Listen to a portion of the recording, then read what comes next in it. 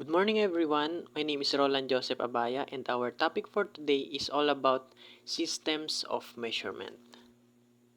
And for our learning objectives, we need first to identify the different kinds of measurement, and also, number two, understand the system of measurement, and lastly, construct measurement on objects.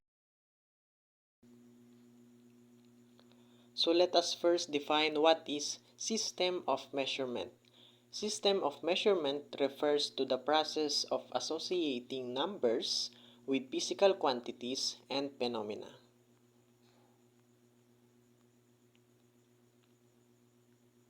It expresses the different quantities of length, area, volume, weight in our day-to-day communications. Examples of ancient measurement is a sundial or the 12-hour clock, stones or seed, a sexagesimal system, and also arm span. Here we can see the examples of a sundial on the top left, and also one cycle is equal to 360 or 3,600 years, and 1 hour is equal to 3,600 seconds on the time clock. And also on the top right is a scaling, and also the arm span.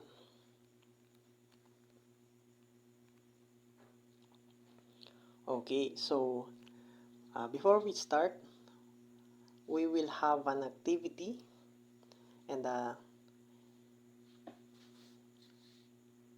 for our direction, identify whether it is ancient or modern. Paste your answers on the board. The group that will finish first will have a reward.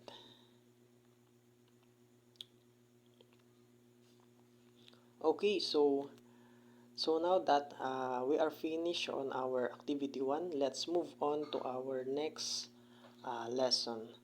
So, metric system. In 1790s, metric system was introduced in France and is now being used officially by many countries.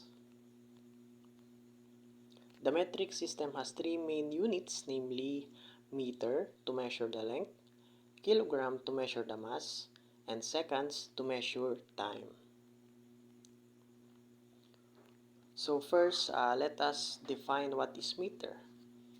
Length is measured in meters.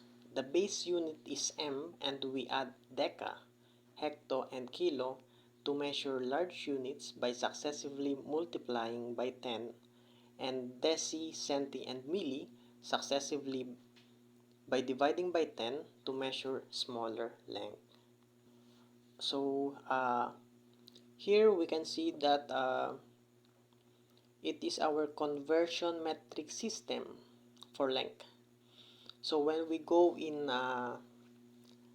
far left, we will get larger units or bigger units, and if we will go far right, we will get smaller units. Then you will divide it by or times it by 10 so that we can get the other larger units. So the next one is kilograms. Mass is measured in kilograms, and the base unit is m, and we add deca, hecto, and kilo to measure large units by successively multiplying by 10, and deci, centi, and milli successively dividing by 10 to measure smaller length. So here we go again. So it is our conversion metric system for weight, and when we go from gram to far left, we will get kilo or the bigger units by successively multiplying it by 10. And also, when we go to smaller units to milli, we will times it by 10 so that we can get it. And for unit of time, we have seconds. Time is measured in seconds. The representation of seconds is S. Some of the conversion units of time are 1 minute is equal to 60 seconds, 1 hour is equal to 60 minutes, 1 day is equal to 24 hours, 1 week is equal to 7 days, 1 year is equal to 12 months, or 1 year is equal to 365 days. So now let's move on to our next activity. And for our next activity, here is our direction. Choose the correct unit to measure the given quantities.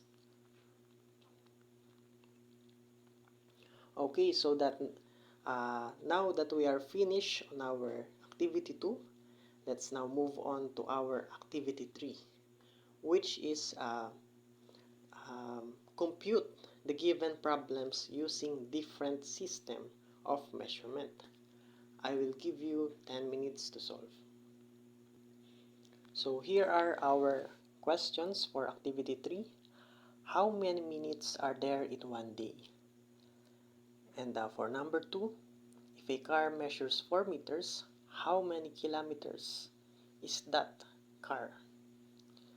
And for number 3, if an apple measures 10 grams, how many milligrams does an apple weigh? Okay, so now let's wrap up our lesson for today. So I have some questions for you guys. So the first question is, what metric system is used when measuring mass? You're right, kilogram. So for number 2, what is the formula of getting smaller units? For getting smaller units, we need to times it or multiply it by 10. And for formula for getting larger units, we need to divide it by 10. So for number 4, what metric system is used when measuring a building? When measuring a building, we need to use kilometers or meters because it is used when measuring length. Number 5, what metric system is used when measuring the time of the day? When measuring the time of the day, we need to use seconds, minutes, hours, or days, or even weeks and months or years for a larger time span. Okay, so for our assignment, please search for other metric system of measurement. That's all, and thank you all.